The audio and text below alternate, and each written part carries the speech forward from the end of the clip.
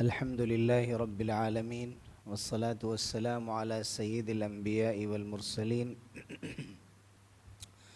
سيدنا وحبيبنا وقدوتنا وقرة أعيننا محمد صلى الله عليه وسلم وعلى آله الطيبين الطاهرين الكاملين وأصحابه الغر الميامين ومن تبعهم بإحسان ودعا بدعوتهم إلى يوم الدين أما بعد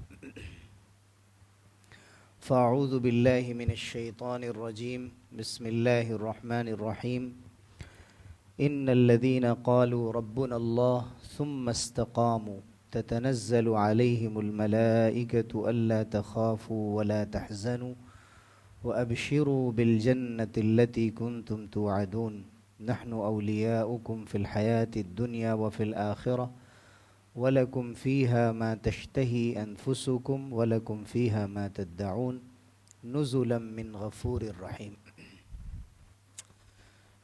میرے محترم بزرگوں، عزیز بھائیوں اور دوستوں،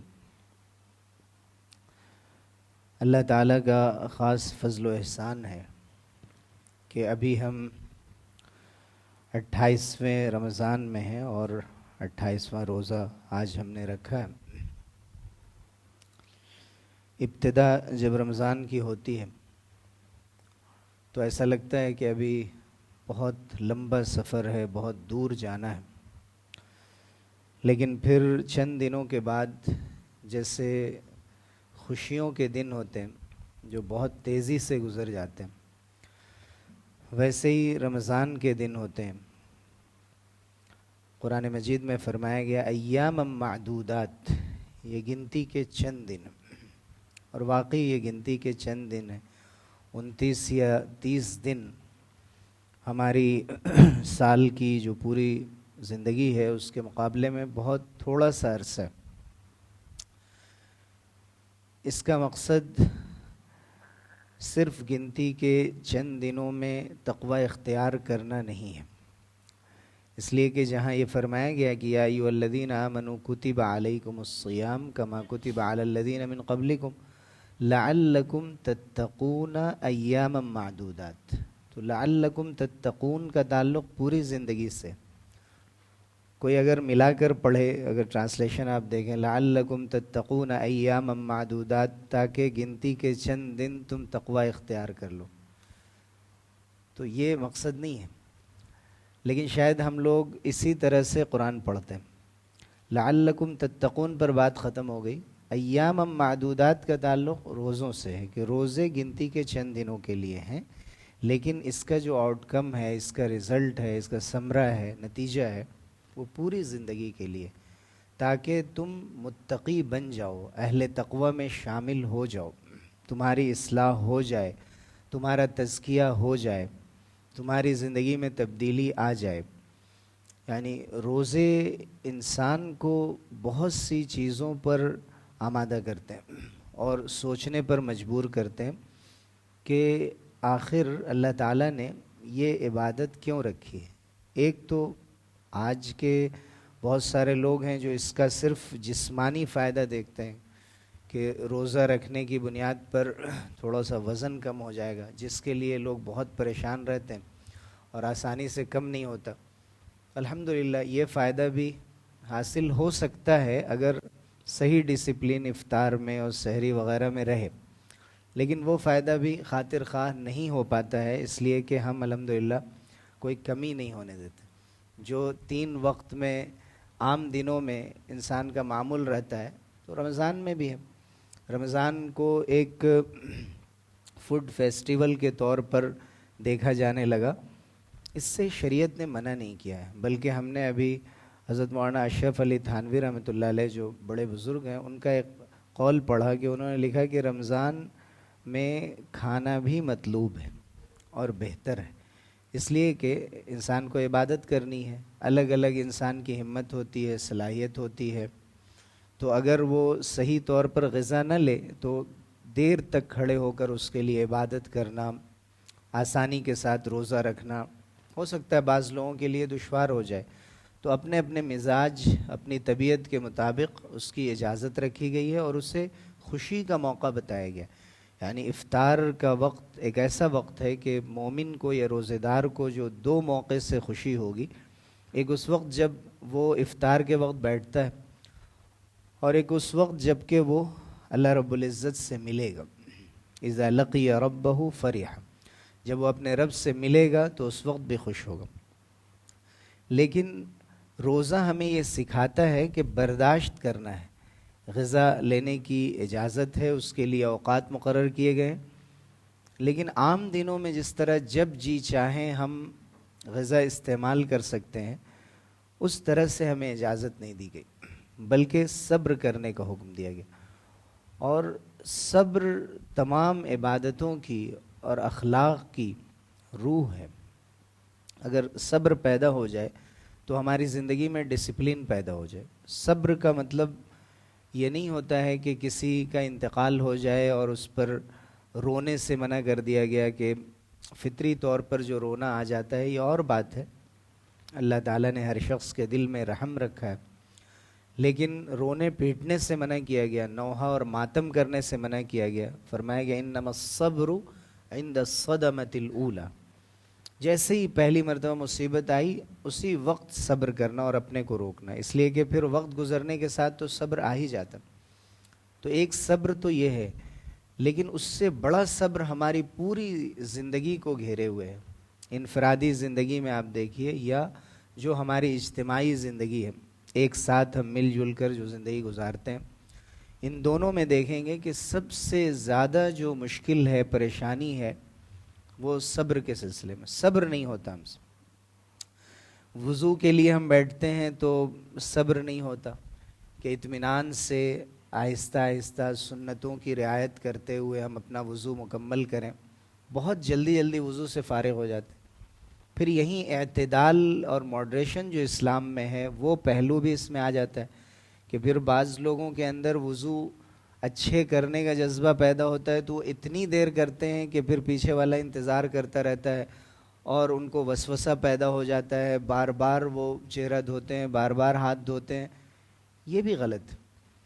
یعنی اس سے بھی اپنے کو بچانا بہت ضروری. بہت باریک لائن ہے اسلام کی، اس پر اپنے کو باقی رکھنا ہے. حضرت عمر ابن خطاب رضی اللہ عنہ کے بارے میں آتا ہے کان وقافا عند حدود اللہ.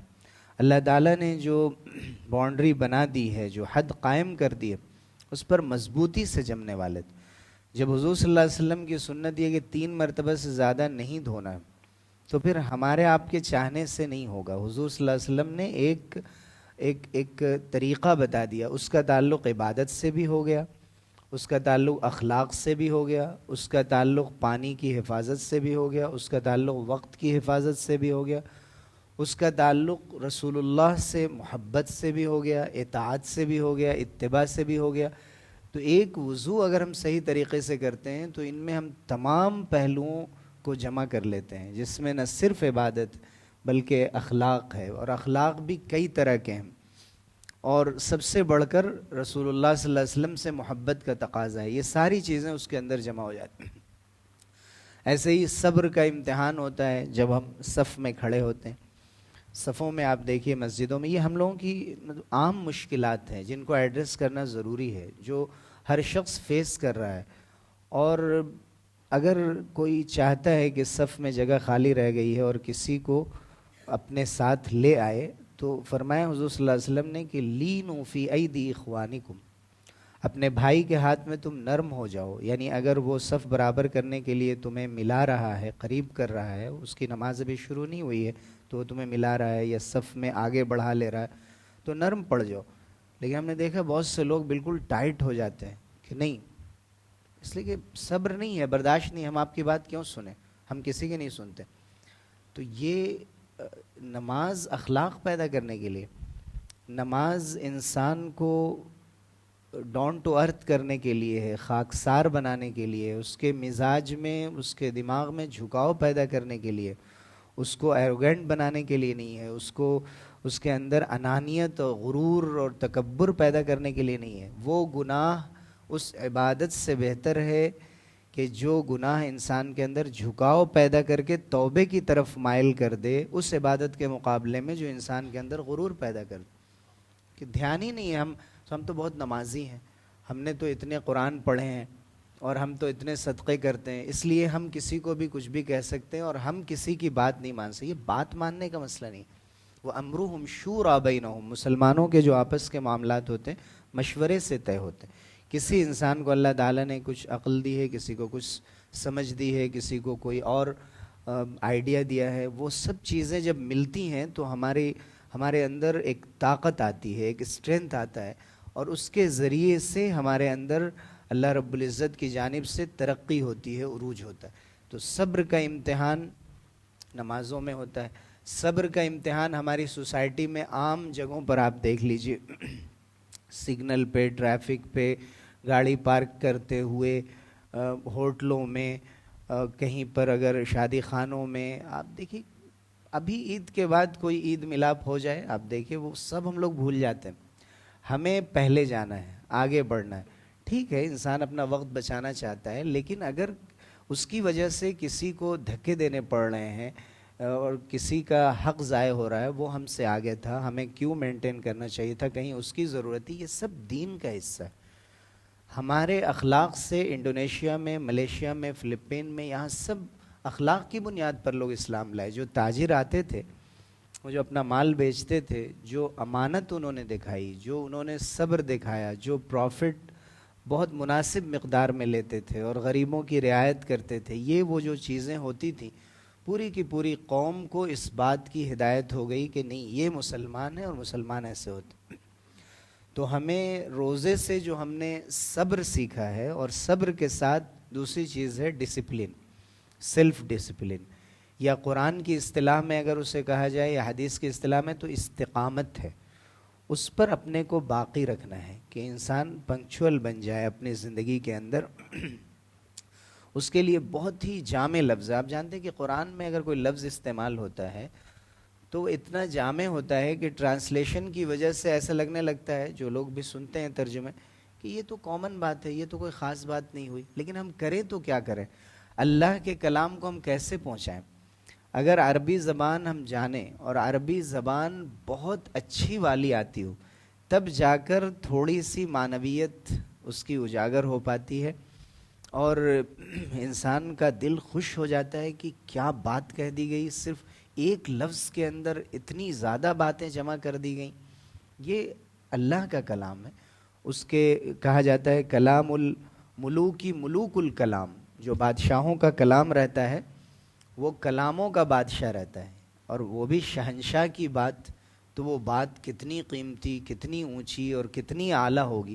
اللہ تعالیٰ نے فرمایا ان الذین قالوا ربنا اللہ، بے شک جن لوگوں نے کہا ہمارا رب اللہ ہے، ربنا اللہ، ہمارا رب اللہ ہے. اب رب کی ہی تشریح ہم کریں تو شاید گھنٹوں گزر جائیں.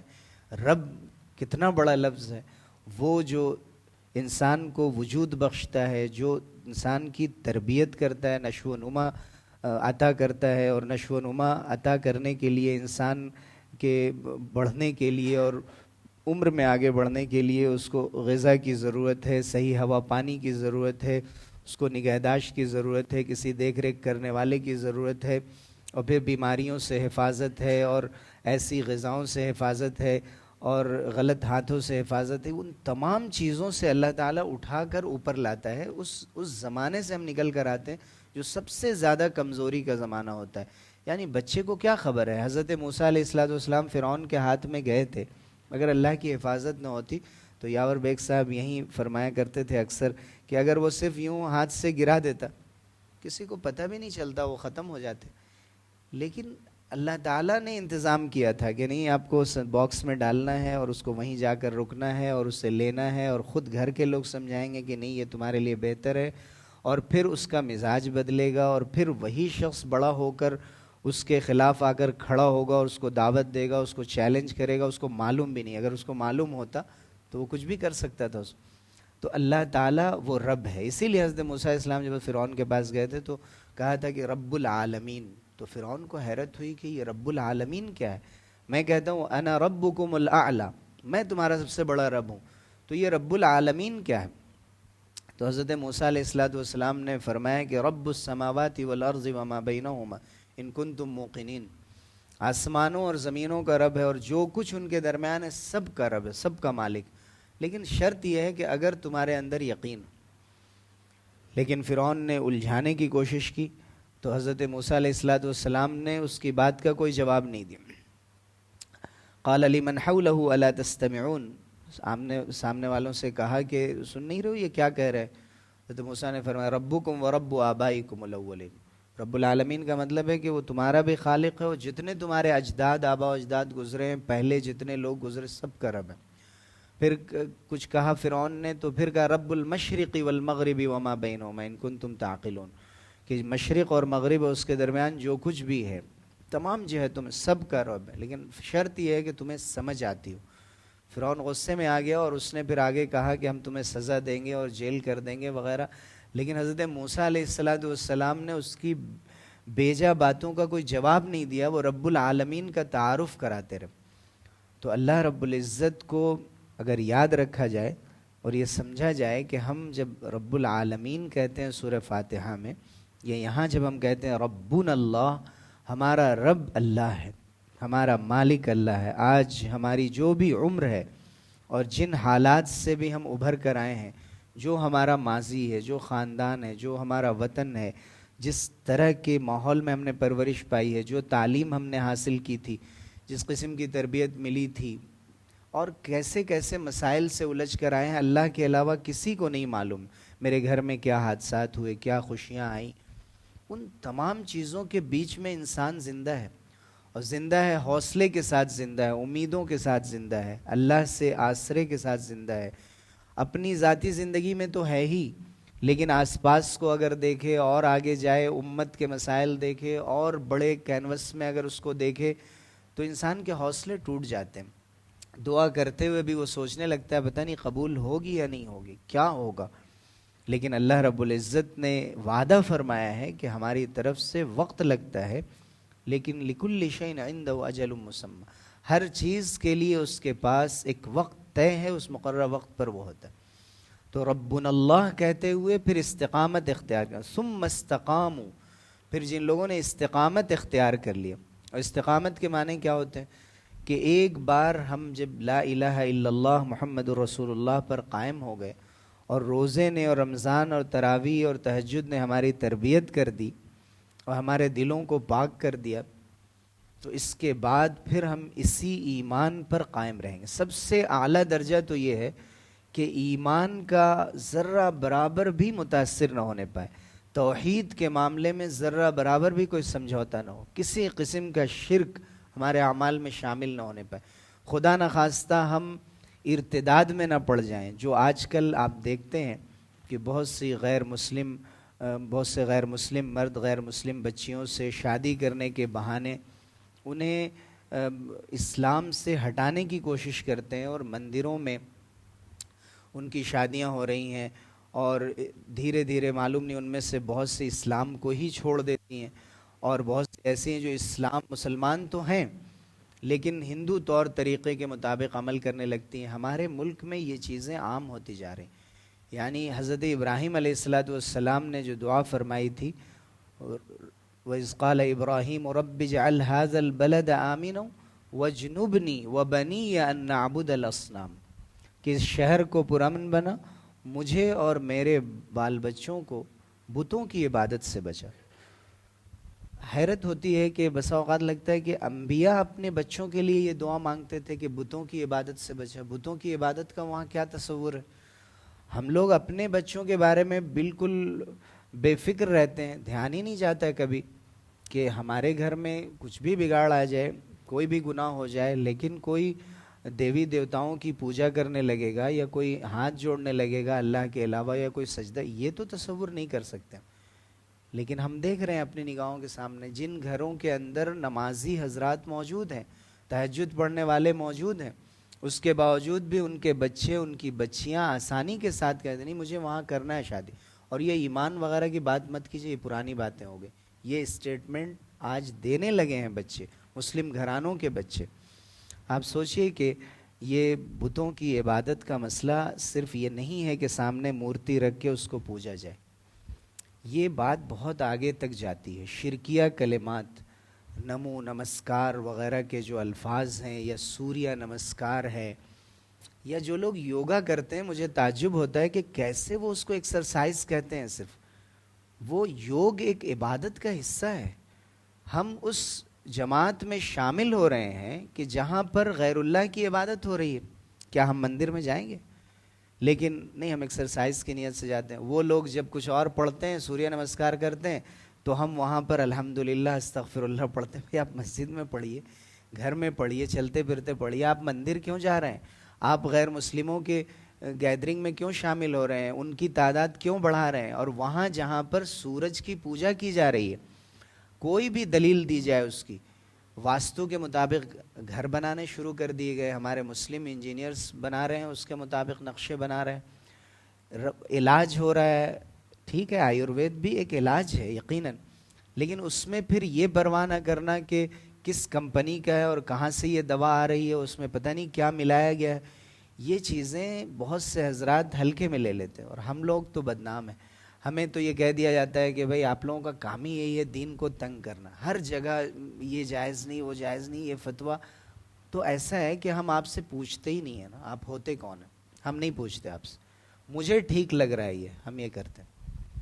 لیکن ہمارا کام ہے ڈرانا، بتانا. فَإِنَّمَا يَسَّرْنَاهُ بِلِسَانِكَ لِتُبَشِّرَ بِهِ الْمُتَّقِينَ وَتُنذِرَ بِهِ قَوْمًا لُدًّا. ہم نے قرآن کو آپ کی زبان میں آسان کر دیا تاکہ آپ تقوی والوں کو خوشخبری دے دیں اور اس قوم کو ڈرائیں جو جھگڑالو لوگ ہیں، جو لڑنے والے اور جھگڑنے والے لوگ ہیں. بہت سی مرتبہ بحث کی، تکرار کی نوبت آ جاتی ہے. ظاہر ہے یہاں پر کفار مراد ہے، لیکن بہت سے مسلمانوں کے ذہن بدلتے جا رہے ہیں، بہت تیزی سے بدلتے جا رہے ہیں. پہلے ہم لوگوں سے کوئی مسئلہ معلوم کیا جاتا تھا، مسئلہ بتا دیا گیا. پھر ایک دور آیا جب پوچھا گیا کہ یہ مسئلہ صرف حنفی مذہب میں ہے یا اور بھی کہیں ہے، تو ان کو بتایا گیا کہ نہیں بھائی یہاں ہے، اور یہ حنفی مذہب میں. تو اس کی دلیل کیا ہے؟ اچھا ٹھیک ہے، دلیل دے دی. اب پوچھا جاتا ہے اس دلیل کے پیچھے لاجک کیا ہے؟ لاجک کیا ہے؟ بات سمجھ میں نہیں آئی، اس کے پیچھے کیا مقصد ہے شریعت کا؟ بولے مجھے نہیں معلوم. اس لیے کہ 4 رکعت ظہر کا آپ مقصد پوچھیں گے، ہم کیسے بتائیں کہ 4 رکعت کیوں رکھی گئی ہے؟ بہت سی وجہ لوگوں نے ذکر کی ہے، لیکن ہر جواب پر ایک سوال پیدا ہوگا. رکوع کیوں رکھا گیا ہے نماز میں؟ سجدے کیوں رکھے گئے؟ رکوع 1 کیوں؟ سجدے 2 کیوں؟ اور پہلی بار جو بیٹھتے ہیں تو اس میں صرف التحیات، اور اخیر میں درود شریف بھی اور دعائے معصورہ بھی. بس سلام 2 کیوں ہیں اور تکبیر 1 کیوں ہے؟ روزے 29 30 کیوں ہیں؟ ہم تو 60 بھی رکھ سکتے ہیں. اور رات میں کیوں نہیں ہے؟ ایک دن ایسا شفٹ ہونا چاہیے، ایک دن رات میں، ایک دن دن میں. حج جو ہے اتنی گیدرنگ ہو رہی ہے، سال میں کئی مہینوں میں ہونا چاہیے، ایزی ہو جاتا. اگر عقل سے ہم چلیں تو شاید کہ پوری شریعت کے بارے میں سب لڑ بھیڑ کے ہم لوگ ختم ہو جاتے اور کہیں کوئی بات طے ہی نہیں ہو پاتی. سارے علماء سر پھوڑ لیتے اگر یہ قرآن حدیث نہ ہو. اس لیے کہ انسان کی عقل کی پرواز کہاں جا کر رکتی ہے آپ کو نہیں معلوم ہے. ایک حد تک انسان سمجھ پاتا ہے، اس کے بعد نہیں سمجھ. یہ بہت اچھی بات ہے کہ ہم شریعت کو عقل کی روشنی میں سمجھنے کی کوشش کریں، لیکن جہاں عقل جواب دے دے اور بات سمجھ میں نہیں آئے، وہاں یہ ماننا کہ اللہ کا حکم ہے، وحی ہے، غیب ہے، بس ہمیں یہ ماننا ہے. یہی ہمارا اصل امتحان ہے. اگر ہر بات سمجھنے کے بعد ہی ماننا ہو تو ایمان بالغیب نہیں ہے، وہ ایمان بالشہادہ ہے. پھر دیکھ کر ایمان لانا ہو. اللہ رب العزت اگر جلوہ فرما دے، اپنا دیدار کرا دے، یا اپنے خوفناک فرشتوں کو ہمارے سامنے ظاہر کر دے کہ جن کے کان اور گردن کے درمیان ہی 70 سال کی مسافتیں ہوتی ہیں، کیا کریں گے ہم لوگ؟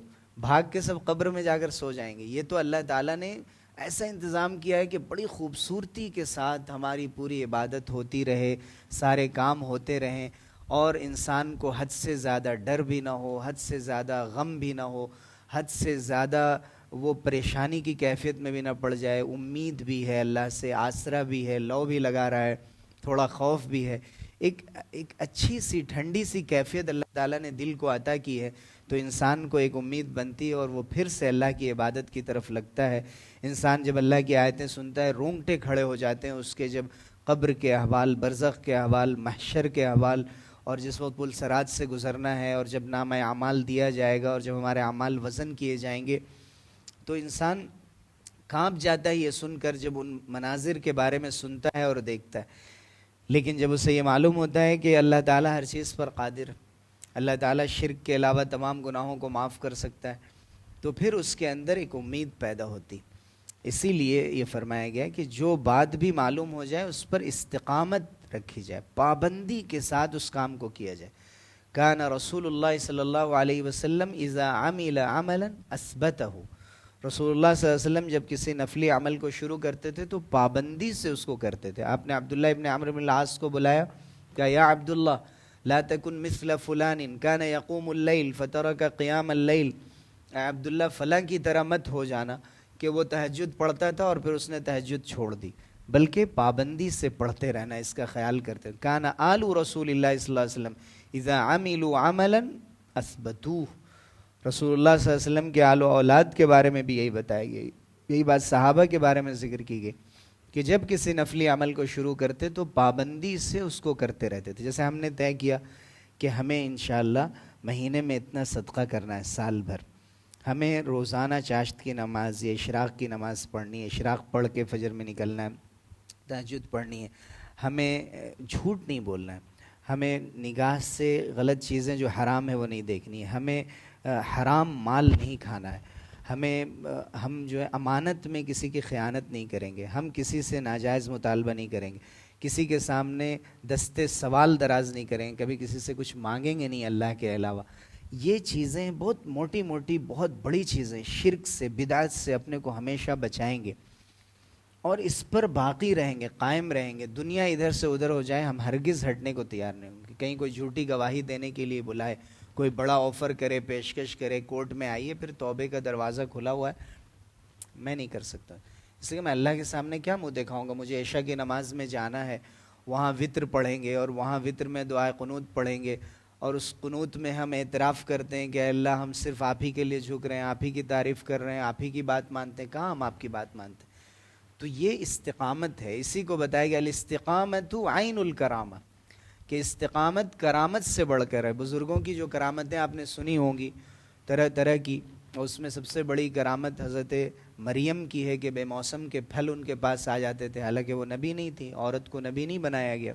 تو نبی کے علاوہ جن لوگوں کو عام عادتوں سے ہٹ کر کوئی چیز ملتی ہے وہ اللہ کا خاص کرم ہوتا ہے. کرامت کا الکرم من اللہ، اللہ کی طرف سے کرم ہوتا ہے. اور بزرگان دین اور جو اولیاء اللہ گزرے ہیں، اللہ کے خاص بندے، ان کی زندگی میں بہت سی کرامتیں ظاہر ہوئی. اور علامہ ذہبی رحمۃ اللہ علیہ جو حدیث کے بہت بڑے عالم ہیں، انہوں نے لکھا ہے کہ حضرت شیخ عبد القادر جیلانی رحمۃ اللہ علیہ سے بہت زیادہ کرامتیں ظاہر ہوتی تھیں، لیکن لوگوں کو یہ جملہ مل گیا اور پھر جو جی میں آیا لوگوں نے ان کی طرف کرامت منسوب کر دی. یہاں تک کہہ دیا کہ وہ فرشتے آئے اور ان سے جب سوال کرنے لگے تو انہوں نے کہا پہلے تم بتاؤ. یہ تو جو بات شریعت کے خلاف ہے، جو بات دین کے خلاف ہے، پھر وہ اللہ کا ولی کیسا ہوا کہ اس کے خلاف کرے گا؟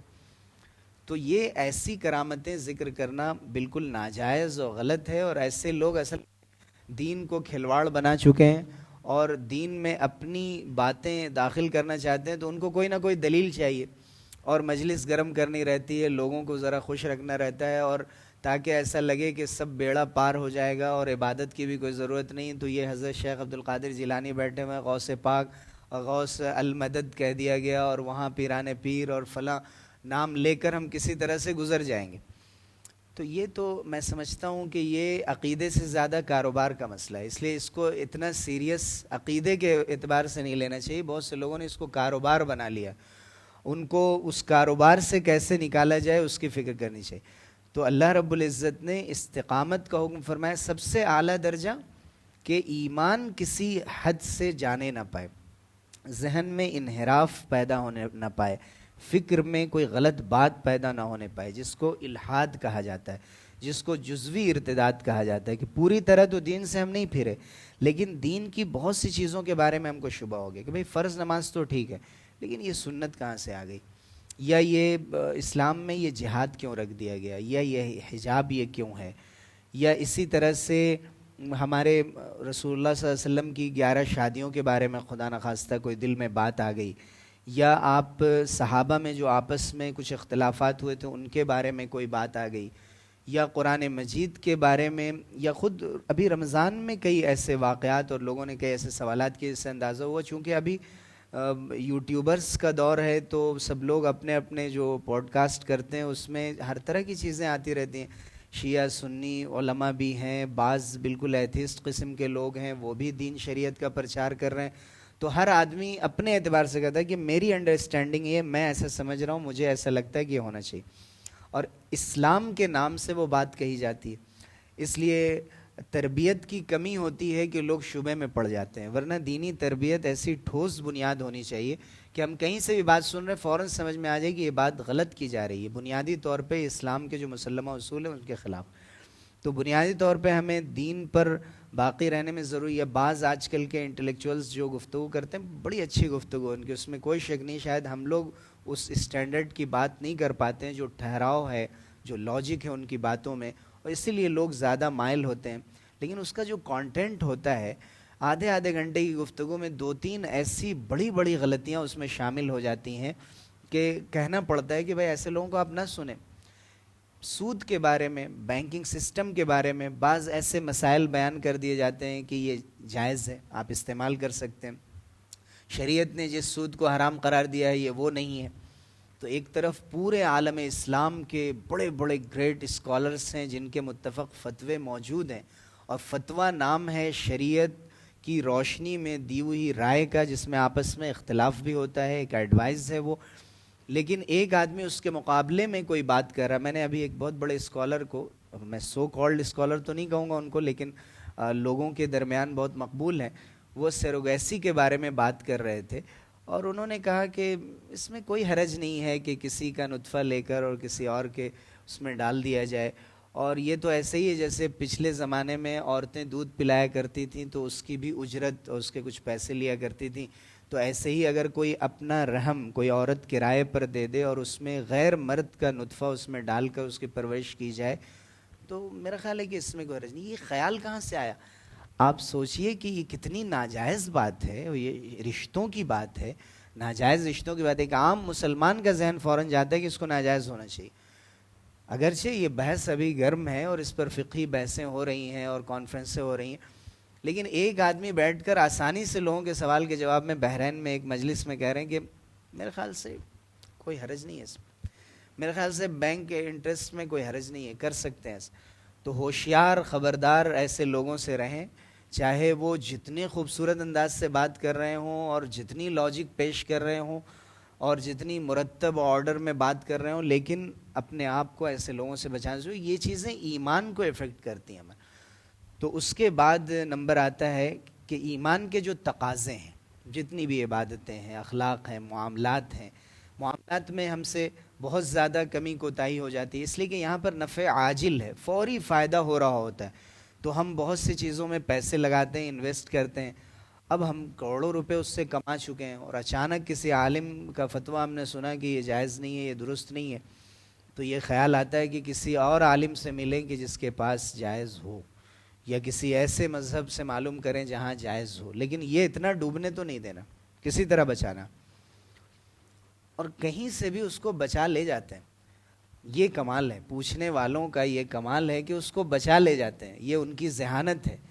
یہ نہیں سوچتے ہیں کہ ہمیں جہنم کی آگ سے اپنے کو کیسے بچانا ہے, کہ بھائی یہ کروڑوں روپے جاتے ہو, اس کی کیا حیثیت ہے اللہ کی نگاہ میں, مچھر کے پر کے برابر بھی نہیں. اس لیے کہ یہ دیکھیے دنیا کیا ہے, ایک چھوٹا سا سفر ہے, ہم بھی ہیں, آپ بھی ہیں, ہم لوگ سب گزر جائیں گے. ہمارے کتنے دوست احباب ساتھی تھے جو یہاں موجود تھے, مجھے یاد آتی ہے ہمارے بہت ہی بزرگ اور محبت کرنے والے ہمارے عدنان محمود ایڈوکیٹ صاحب کی, اللہ تعالیٰ ان کی مغفرت فرمائے, بے پناہ مجھ سے محبت کرتے تھے, اور انہوں نے مجھے یہاں موقع دیا تراویح کا اور بہت سے بیانات کا, اور ان کا حق ہے. اور ہمارے بہت ہی زیادہ مشفق اور مہربان جناب یاور بیگ صاحب کا, کہ میں ان لوگوں کی محبتوں کو کبھی بھلا نہیں سکتا ہوں. ہمارے احمد بھائی ہیں, اظہر بھائی ہیں, حافظ صاحب ہیں, اور ہمارے امان بھائی, جتنے بھی لوگ یہاں پر موجود ہیں, طلحہ ہیں, شروع سے اذان دیتے رہے ہیں, جو لوگ جڑے تھے, ہمارے شکیب بھائی ہیں, یہ سب لوگ ماشاءاللہ ایک ایسی محبتوں کے بندھن میں جڑے ہوئے تھے. ان میں سے بہت سے لوگ گزر گئے, بہت سے لوگوں کے گھروں میں حادثات ہو گئے, اور اس انداز سے دنیا سے ان کا جانا ہوا کہ کبھی کسی نے سوچا بھی نہیں تھا کہ اتنی جلدی ہمارے درمیان سے چلے جائیں گے.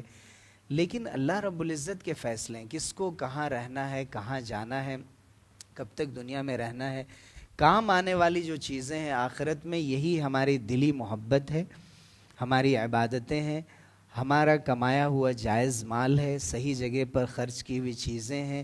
انسان حسرت سے کھڑا ہوا رہ جائے کہ وہ مزدور، وہ خادم، وہ ڈرائیور جو ہمارے گھر میں کام کرتا تھا، وہ تو چہک رہا، اس کا چہرہ بالکل تاباں ہے، روشن ہے، وہ آگے چلا گیا، نامہ اعمال اس کے دائیں ہاتھ میں، اور ہم پیچھے قطار میں کھڑے ہوئے ہیں، سوچ رہے ہیں اللہ کیا مسئلہ ہے۔ وہ ایک جگہ پیسے انویسٹ کر رکھے تھے حرام مال، یا کسی کا دبا رکھا تھا، وہ ایک حساب میں پڑے کھڑے ہیں رب العرش العظیم کے سامنے، اللہ بخش دیجئے، دنیا میں آپ نے عزت دی تھی، آج بھی پار لگا دیجئے، حساب تو کر دیجئے۔ پسینے میں آدمی شرابور ہے، پورے بدن میں آدمی ڈوبا ہوا ہوگا پسینے میں۔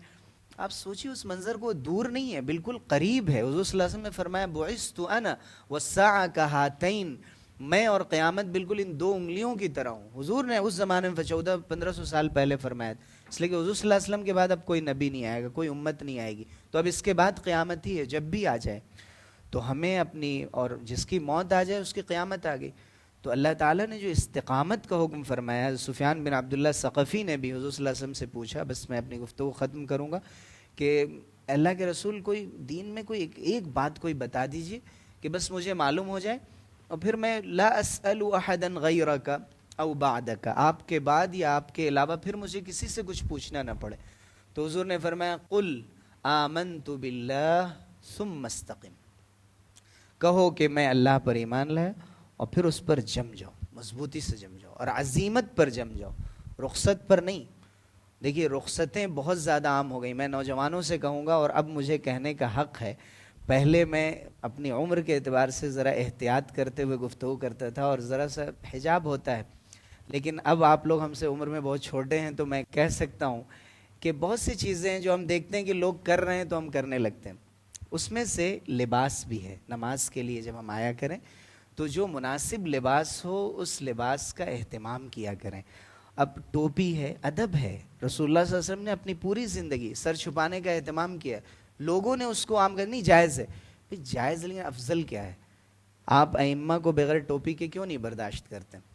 تو ہمیں اہتمام اگر ہم کرنا، بہت آسان سی چیز ہے، تھوڑا سا آگے بڑھنا ہے، ٹوپی ہے، بہت سے نوجوان عمامہ پہنتے ہیں، اس سے بڑھ کر ہے رسول اللہ صلی اللہ علیہ وسلم کی ان سنتوں کو اس زمانے میں زندہ کرنا، جس زمانے میں وہ سنتیں مٹائی جا رہی ہوں اور مردہ کی جا رہی ہوں، اس کی اہمیت اور زیادہ بڑھ جاتی ہے۔ تو آج مسجدوں کے اندر ادب ختم ہو رہا ہے، جس کو ضرورت ہے کرسی کی وہ کرسی استعمال کرے، جس کو ضرورت نہیں ہے وہ مسجد میں ہرگز کرسی استعمال نہ کرے، اس لیے کہ یہ مسجد کے آداب کے خلاف ہے۔ لوگ کرتے ہیں، اس پر آپ نہ جائیں، آپ یہ دیکھیں کہ صحیح طریقہ کیا ہے۔ آج ضرورت ہے، بہت سے لوگوں کو عوارض ہیں، دیر تک زمین پہ نہیں بیٹھ سکتے، نماز نہیں پڑھ سکتے، لیکن اگر ہم کر سکتے ہیں تو ہم کریں انشاءاللہ۔ اگر ہم یہ اصلاح تھوڑی تھوڑی کرنے لگیں تو وہ وعدہ ہے تتنزل علیہم الملائکہ، فرشتے نازل ہوں گے موت کے وقت بھی، قبر میں بھی، حشر میں بھی، اور کہیں گے اللہ تخافوا ولا تحزنوا، ڈرنے کی ضرورت نہیں ہے، جو آگے ہونے والا اس سے ڈرنے کی ضرورت نہیں، ولا تحزنوا،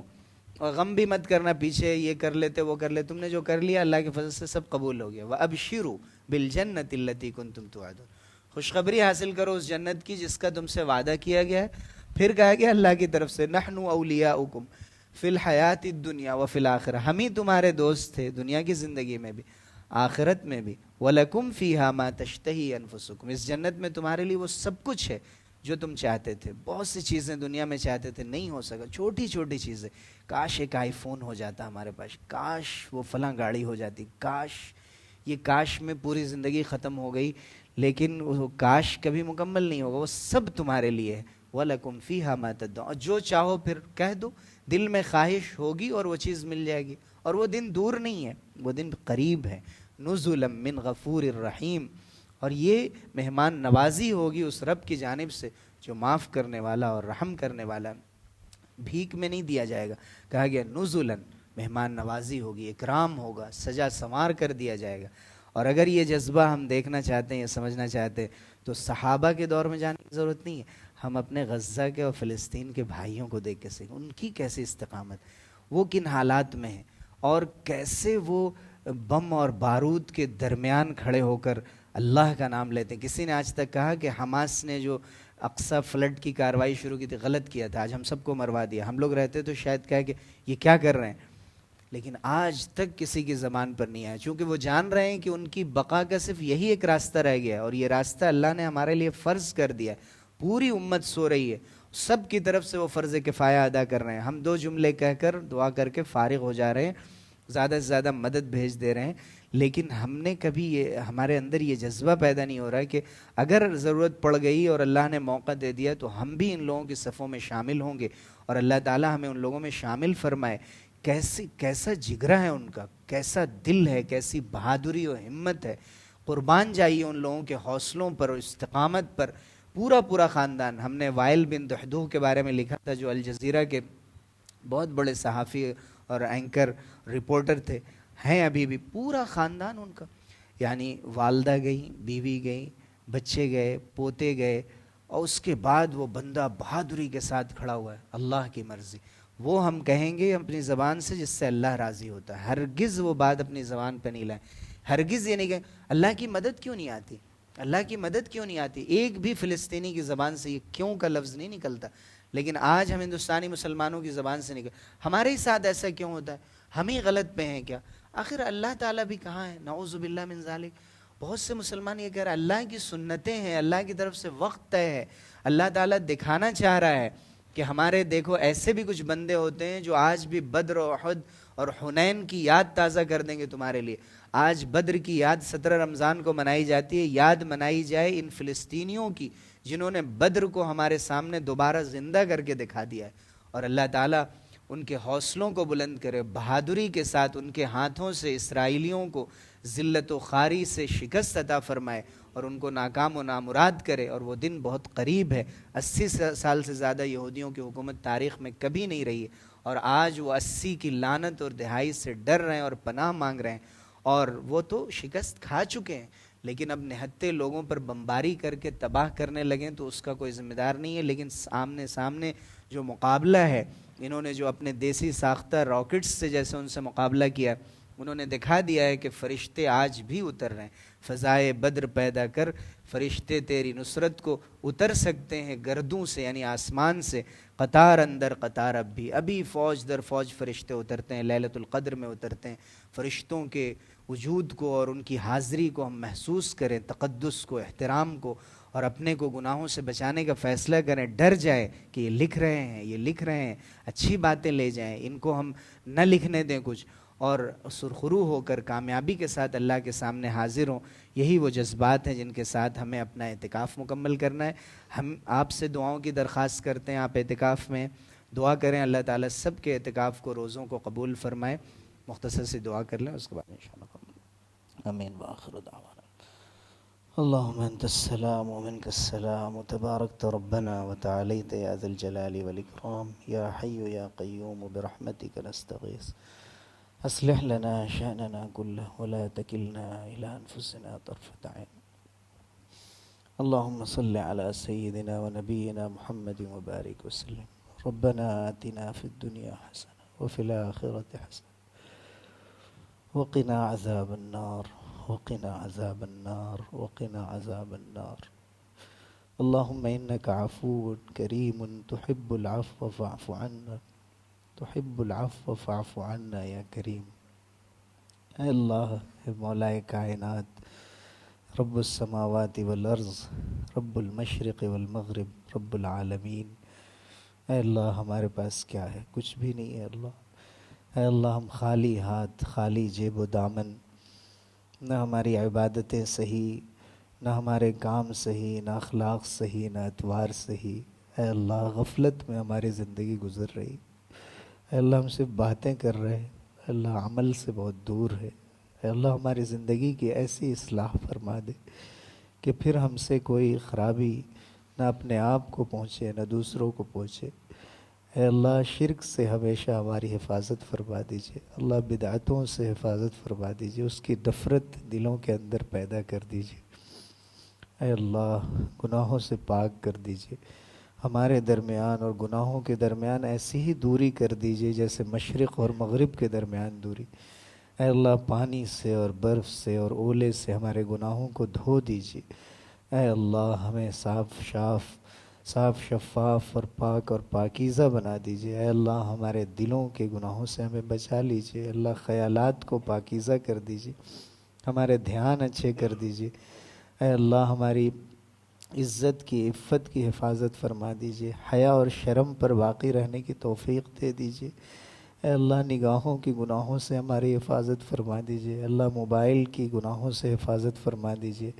اے اللہ دنیا کی جو لعنتیں ہیں، جو یہ عیش و عشرت ہے اور جو بیجا مظاہرے ہیں دنیا کے، اے اللہ جو دنیا کی چمک دمک ہے، اللہ اس میں کھو جانے سے ہمیں بچا لیجیے۔ اے اللہ کھو جانے سے بچا لیجیے۔ اے اللہ ہمارے نوجوانوں کے اندر دین کا سچا جذبہ پیدا کر دیجیے، استقامت پیدا فرما دیجیے، دین پر، ایمان پر، دین کے تقاضوں پر، عبادت پر، اخلاق پر، معاملات پر۔ اے اللہ ہمیں معاف کر دیجیے، ہماری قبر کی زندگی آسان فرما دیجیے۔ اس سے پہلے موت کے سکرات اور دشواریوں کو، نزا کی کیفیت کو اے اللہ آسان فرما دیجیے۔ اے اللہ نزا کی کیفیت اور سکرات سے رسول اللہ صلی اللہ علیہ وسلم کو بھی گزارا گیا۔ رسول اللہ نے فرمایا لا الہ الا اللہ ان للموت سکرات، موت کی دشواریاں ہوتی ہے، اے اللہ ہم سب کو بچا لیجیے، آسان فرما دیجیے، کلمہ لا الہ الا اللہ جاری فرما دیجیے، شہداء کی موت عطا فرمائیے، شہداء کی موت عطا فرمائیے۔ اے اللہ ہمیں قبر کی دشواریوں سے بچا لیجیے اور حشر کی دشواریوں سے بچا لیجیے۔ اے اللہ ہمیں عرش کے سائے میں جگہ دیجیے، عرش کے سائے میں جگہ دیجیے۔ اے اللہ اس میں وہ نوجوان بھی ہے جو عبادت میں اپنی زندگی گزارتے ہیں اور ان کے لیے عرش کے سائے میں وعدہ ہے۔ اے اللہ دو ایسے لوگ بھی ہیں جو آپ کے لیے محبت کرتے ہیں اور ان کے لیے عرش کے سائے میں وعدہ ہے۔ اے اللہ ایسے لوگ بھی ہیں جن کا دل مسجد سے لگا رہتا ہے، اے اللہ ان کے لیے بھی وعدہ ہے۔ اے اللہ ایسے لوگ بھی ہیں جو تنہائی میں آپ کو یاد کر کے رو پڑتے ہیں، اے اللہ ان کے لیے بھی وعدہ ہے۔ اے اللہ ان میں سے کسی میں تو ہم کو شامل کر لیجیے، اے اللہ کسی میں شامل فرما لیجیے، نام اعمال دائیں ہاتھ پہ عطا فرما دیجیے۔ اے اللہ ہمارا حساب و کتاب آسان نہیں بلکہ بلا حساب و کتاب ہمیں جنت الفردوس عطا فرما دیجیے، عرش کے نیچے رسول اللہ صلی اللہ علیہ وسلم کی رفاقت، انبیاء کی رفاقت میں، اولیاء اور صالحین کی رفاقت عطا فرما دیجیے۔ اے اللہ بس اپنے فضل و کرم سے پل صراط سے گزرنا آسان کر دیجیے۔ اے اللہ دیدار اپنا عطا فرما دیجیے، ساقی کوثر کے دست مبارک سے جام کوثر عطا فرما دیجیے، حوض کوثر پہ جانا آسان کر دیجیے۔ اے اللہ ان لوگوں میں نہ شامل فرما دیجیے جن کو نبی حوض کوثر سے دھتکار دے گے، بھگا دے گے۔ اے اللہ ہمیں مقبولین میں شامل کر لیجیے، مخلصین میں شامل کر لیجیے۔ اے اللہ صدیقین اور ابرار اور صالحین میں شامل فرما لیجیے۔ اے اللہ ہمارے گناہوں کو بخش دیجیے۔ اللہم اعتق رقابنا من النار ورقاب آبائنا واجدادنا من النار یا رب العالمین۔ اے اللہ اس مسجد کی حفاظت فرما دیجیے۔ اللہ جس اخلاص کے ساتھ اس کام کو شروع کیا گیا اللہ اس کو باقی رکھیے۔ اے اللہ لوگوں کے دلوں کو نرم کر دیجیے، ان کو صحیح سمجھ عطا فرما دیجیے۔ اے اللہ جن لوگوں نے بھی اس مسجد کے لیے خدمت کی، دینی خدمت اور جو مال سے کیا، اے اللہ ان سب کو قبول فرما لیجیے، اس کا اجر عظیم عطا فرما دیجیے۔ تمام مصلیان کو قبول فرما لیجیے، معتکفین کو قبول فرما لیجیے۔ اے اللہ ہمارے مرحومین کی مغفرت فرما دیجیے، ہمارے بیماروں کو شفا عطا فرما دیجیے، ہر طرح کی تکلیف سے، مصیبت سے بچا لیجیے۔ ربنا تقبل منا انك انت السميع العليم وتب علينا انك انت التواب الرحيم سبحان ربك رب العزة عما يصفون وسلام على المرسلين والحمد لله رب العالمين۔